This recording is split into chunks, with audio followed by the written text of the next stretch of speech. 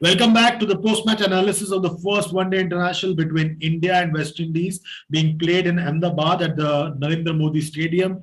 And India has registered a comfortable six-wicket win with over 132 balls to spare. So India won in 28 overs to be precise. They were chasing a total of 177 for a 1-0 lead in the three-match series, and they did that quite easily. With me to analyze the match is Nishad, and very shortly we'll be joined in by our other guest, Ritik Sen. Nishad, quite a comprehensive win for India. They should be happy with the 1-0 lead, especially after the disastrous South Africa tour. Yes, and the first win for India in the year 2022. That's a big one. That's a big one. It's a big one. So a good start here in this series. West Indies may not be at their strongest, and yes, I got my prediction horribly wrong here. But good comprehensive performance by India. I felt the bowling may have been a little light, but good to see Siraj and Prasidh Krishna also contributing. And the spinners were definitely a revelation, particularly Washington Sundar, who's my man of the match today. And talking about Yuzvendra Chahal coming back into the ODI setup this year, not that he was too far away, but it's just that he needs these opportunities. And I think he did extremely well to get those 4 wickets. And Rohit Sharma, a positive start, a good hit in the middle for Ishan Kishan, Surya Kumar Yadav, and obviously Deepak Hooda. So all in all, they've ticked most boxes and will be fairly confident heading into the next year. Yeah. That's right, Nishad. And Ritik, looking at the West Indies, obviously a very disappointing batting performance, but with the ball as well, they showed some flashes of brilliance, but they lacked the consistency, especially Roach coming back into one-day international cricket after 3.5 years. Really disappointed with his radar. Yeah, and overall, I think it's just been an overall disappointing day for the West Indies. Their batting wasn't up to scratch, except, like we've spoken earlier, about Holder and Allen coming in and showing throwing in some stability to the innings to get them to 176 in the first place, which is really in this day and age nothing score, way below par when it comes to a 50-over game, especially, right? And then when they started bowling, like Nishad and I were discussing during our session as well, if you do not start off well when you're defending such a low score, then you let the opposition get away from you very quickly, and that's exactly what happened. Ishan was struggling initially, but Rohit Sharma, playing a first match after a fair bit, was very fluent in his approach, got the game off to a flyer. Kemar Roach helped by bowling waywardly initially. So India started off at a fairly strong clip without having to take too many risks. And that obviously set up the game for them really well. And talking about India's batting, Nishad, looking at, say, someone like Ishan Kishan, who's getting to open because of the fact that lots of factors, almost the stars have aligned for him to open in this one-day international. It may so happen that in the next match, KL Rahul, who's going to be available from the next match, may come into the side and open. So would he be ruining the missed opportunity? Because he really had it set up for him and he could have really carried on and made a big score. Yes, he could have, but I think he'll remain in India's plans, of course.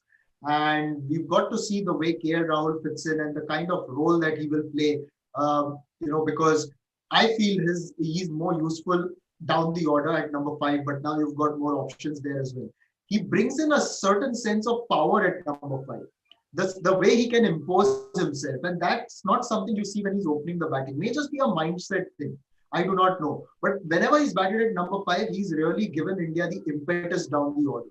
So it'll be good to see the way the Indian think tank would want to do it. But the way Rohit Sharma batted today, I think gives a sense that he may take on the mantle of being the attacking opener. Yeah. That's a good point. And Ritik, just coming back to the West Indies, is there any positive that they can pick from this particular game going into the second match? Because second match is on 9th of February, right here in the same venue. Is there any positive at all for West Indies? Because yes, absolutely. I think Holder was a strong positive out of this game. Holder applied himself really well. Played to his strengths, took on the risks as and when he needed to, but the rest of the time he was fine. I think Allen was a positive as well. And Akhil Hussain was definitely a positive. He did not have luck on his side. He took just the 1 wicket went for 46 runs in his quota of 9 overs out of the 10 that he could have bowled.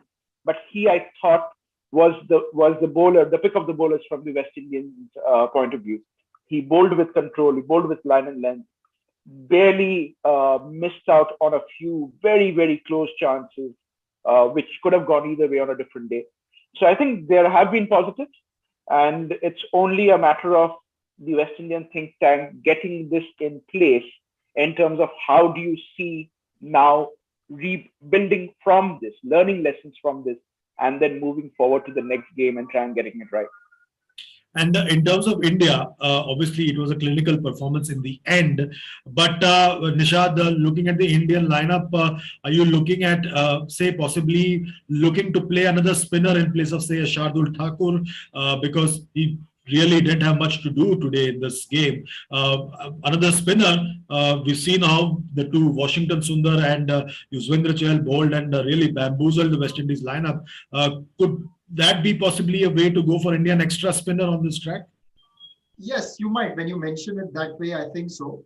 There could be a case for that, and they could have a look at the wicket the way it is for the next game and then take a call on that, because you've got Ravi Bishnoi and Kuldeep Yadav. I'm not entirely sure if you'd want to play both Ravi Bishnoi and Chahal together. I think one of the two have to play, because then it will just be a similar attack that India would have. Kuldeep brings in variety. That could be one of the combinations. So there are these options in front of India, but definitely they should not play similar players. Just like how you would not play Bhuvneshwar and Deepak Chahar together, you must not play Bishnoi and Chahal together. Absolutely spot on there. And now the final question to the two of you gentlemen. Ritik first, can West Indies make a comeback in the series? Given what I've seen today, they can, provided the top order fires. We saw that the likes of Puran, Holder, they are in fairly decent form. So it's not that they are going to miss out on too many opportunities if it comes their way. The top order, though, has to fire. And from both sides, they have to bowl well up front, which they did not do today, and they have to bat well. Because when you get to a match stage of 79 for 7, it's very, very difficult, no matter how much of the heroics you get from the other batsmen, to reach a massive total. And that did not happen, and rightly so today. So lessons to be learned, harsh lessons to be learned for the West Indies.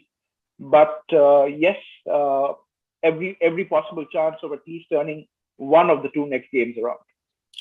Nishad, the same question to you. India was very clinical. Can India close out the series on Wednesday? I think they might, but West Indies will definitely have to apply themselves a lot better, particularly the top order and the middle order. There wasn't much there, and it was a little late and a little too much for someone like a Jason Holder and Fabian Allen to come and resurrect the innings and get them to a respectable score. But yes, the West Indies batting has to definitely come up top. And this is something that we have been seeing in West Indies cricket, not just now, even from the mid 2000s. They've got these, even when they had good batters in the sense of Chris Gayle, Shivnarayan Chanderpaul, Brian Lara, Dwayne Bravo, and quite a few of them. It was Ram Naresh Sarwan was one of their good ODI players. But even then, they had this tendency to collapse in a heap. And I think that has just gone ahead with this generation that possibly plays a lot more T20 cricket and doesn't have as much patience. So I think that is somewhere where West Indies have to think. And Shea Hope, I think, is someone who will be the key in order to get West Indies that kind of a score, because he can spend time in the middle, but he's got to be a little quicker. He can't eat up too many deliveries as well.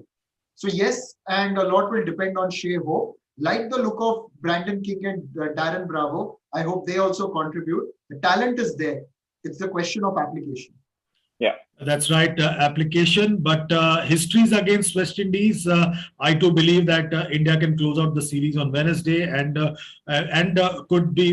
could well be in for a dominant Indian performance in this one-day series. Remember, as Nishad said, it's been 2 decades since the West Indies won a one-day series in India against India, And it's been 16 years since they won a one-day series against India, both at home and away. So it's odds are stacked against them. The series first match has gone against them. So it's going to be a tough battle for them, uphill task for them. But we'll be there to see whether they're able to surmount that challenge on Wednesday when the second one-day international happens right here at the Narendra Modi Stadium in Ahmedabad. Ball-by-ball commentary right here on Digital 2 Sports, which is a joint venture of Channel 2 Group and One Digital Entertainment. We'll bring it to you. Ritik, Nishad and myself will be there on Wednesday, 1 p.m. onwards. We'll join you. Till then, goodbye, good night, and God bless. Thank you.